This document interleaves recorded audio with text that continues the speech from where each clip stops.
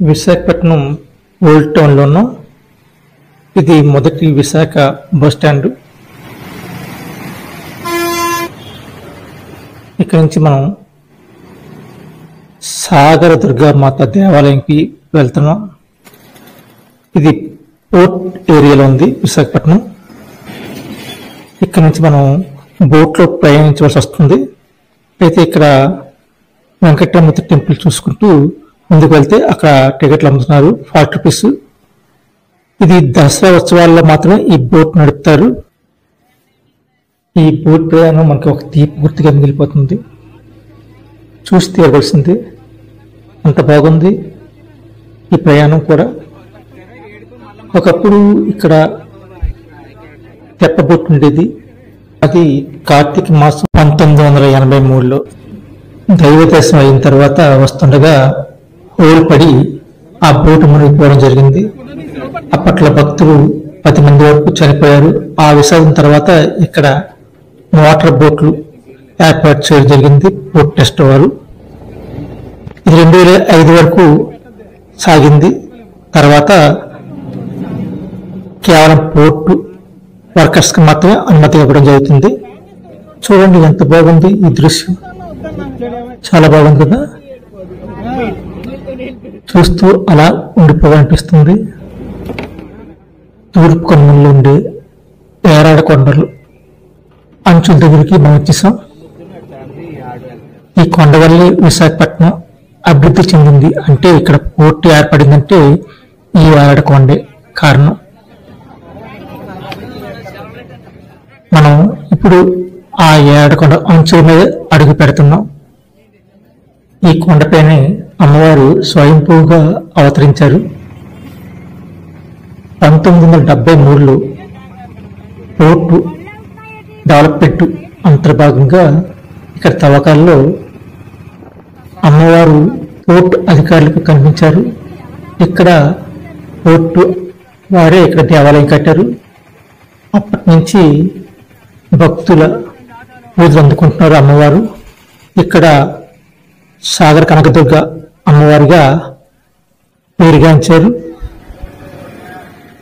ఇక్కడ రావాలంటే బోటు ద్వారా కాదు, సింగేర్ నుంచి కూడా రోడ్డు మార్గం ఉంది.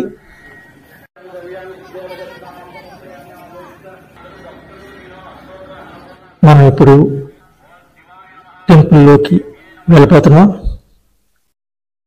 టెంపుల్ యొక్క ఆవరణలో మనం ఉన్నాం. చూడండి, భక్తుల కోలాహలంలో శ్రీ కనకదుర్గ అమ్మవారి వైభవాన్ని ఈ దసరా మహోత్సవాల్లో మనం తిలకిస్తున్నాం.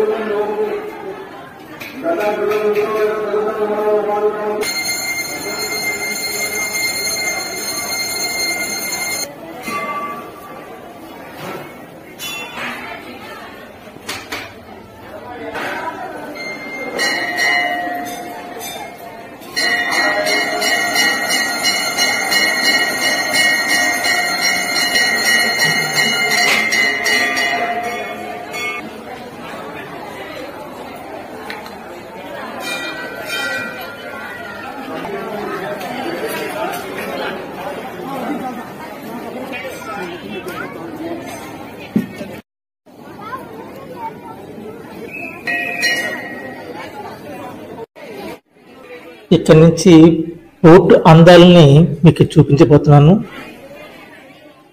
ఎలా అవకాశం ఉంటే అలా చూపిస్తున్నాను. చూడండి, ప్రతి దృశ్యాన్ని మీకు కళ్ళకి కనిపించినట్లు చూపిస్తున్నాను. కనకదుర్గ ఆలయం నుంచి బోట్ ఈ విధంగా మనకు కనిపిస్తుంది. ఇప్పుడు మీరు చూస్తున్నారు.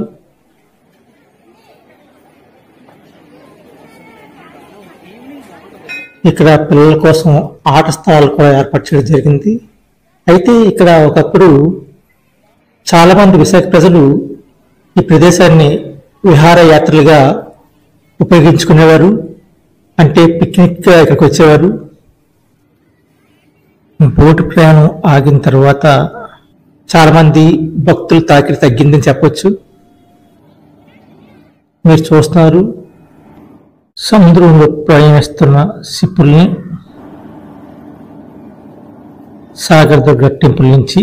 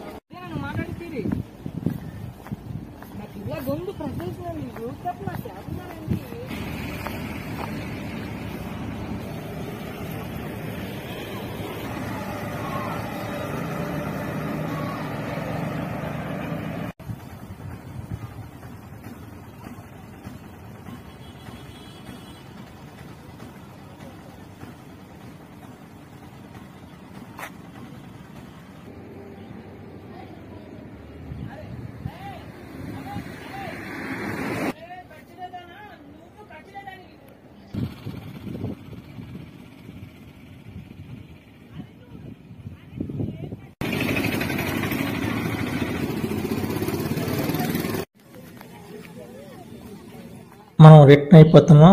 ఇప్పుడు బోట్ చేరుకున్నాం అవతల ఒడ్డుకి చేరుకోవడానికి. అయితే భక్తుల తాకిడి నేను వచ్చే టైం కంటే ఇప్పుడు చాలా ఎక్కువగా ఉంది. నేను మార్నింగ్ రావడం చాలా మంచిదైంది. ఎవరైనా వస్తే ఉదయం 8 గంటల లోపు రండి, లేకపోతే చాలా టైం పట్టేస్తుంది వెళ్ళడానికి. ఇది కేవలం దసరా మహోత్సవాల టైంలో మాత్రమే ఈ బోట్ నడుపుతారు. ఈ విషయాన్ని అందరూ గమనించాలి. విశాఖపట్నం వచ్చిన వారు ఎవరైనా సరే పుట్టప్పుడు ఈ సాగర్ మాత దేవాలయకు వెళ్ళాలంటే విశాఖపట్నం గాజువాక నుండి సిండియా ద్వారా మనకి రోడ్డు మార్గం ఉంటుంది. ఈ దేవాలయానికి తప్పకుండా చూడవలసిన టెంపుల్ ఈ సాగర్ మాత దేవాలయం.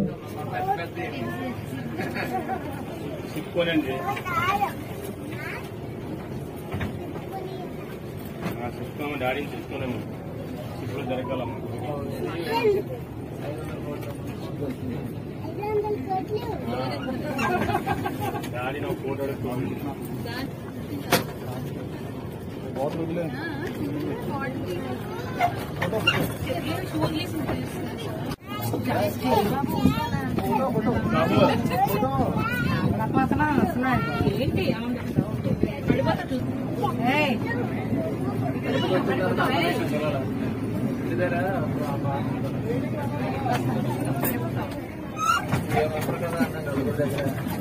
కదా